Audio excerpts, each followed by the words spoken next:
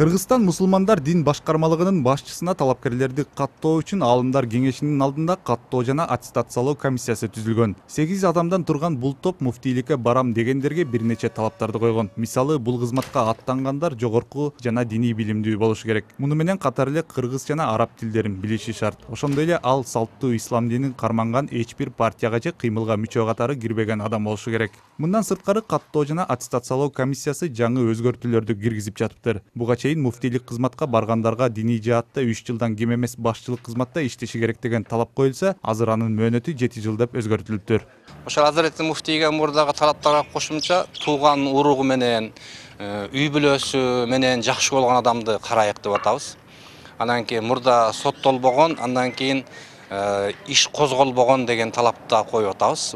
Мындай талаптар жок болчу. Соттолбогон деген талап болчу, бирок үй бүлөсү менен, үй бүлөсүн жакшы караган, тууган уру менен жакшы мамилдболгон, анан кийин иш козголбогон деген талапты биз муфтийге койдук. Бирок Аалымдар кеңеши мүчөсүгө, тиги текшерүү комиссиясыга аны иш козголбогонду койбодук, соттолбогонду койдук да.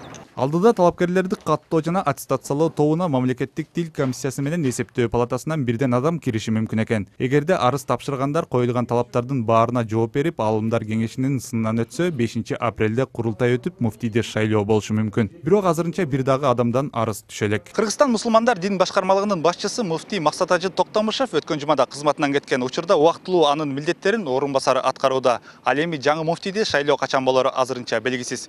Бирок талапкерлерди каттоо кече күндөн тартып башталды. Эми муфтийлик кызматка барам дегендер 17 мартка чейин Аалымдар кеңешине арыздарын тапшыра алышат. Кыргызстан мусулмандар дин башкармалыгын баш аягы 10га жакын муфтий башкарды. Айрымдары чуулуу иштерге аты аралашып, чырдан улам кызматтарынан кетүүгө аргасыз болушкан. Алардын ичинен экөө ажылык сапарга байланыштуу жумуштан бошогон. Бирөөдөн ажылыктан түшкөн кирешеден салык төлөгөн эмес деген айып коюлуп, кылмыш иши козголгон эле. Экинчиси болсо Максат Ажы Токтомушев зыяратчылардан чогулган акчаны пайдаланууда каржылык мыйзам бузууларга барган деп шектелүүдө.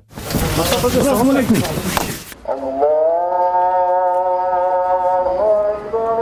Муфтияттын ажылык сапарды уюштуруудан да тышкары иштер көп. Мусулмандардын дин башкармалыгында фатва, даават, ажылык, эсеп, маалымат жана окуу бөлүмдөрү бар. Анын ичинен муфтияттын аппарат кызматкерлери, областтык жана райондук диний ишмерлер болуп, жалпы 208 адамга айлык маяна каралган. Булардын баардыгы жыл сайын ажылык маалына түшкөн акчанын бир бөлүгүнөн каржыланат. Ажыларга кызмат кылуучу эң негизги бөлүмүбүз болуп эсептелет. Андан тышкары биз жооп мындан ачык айтып коюшубуз керек. Бизде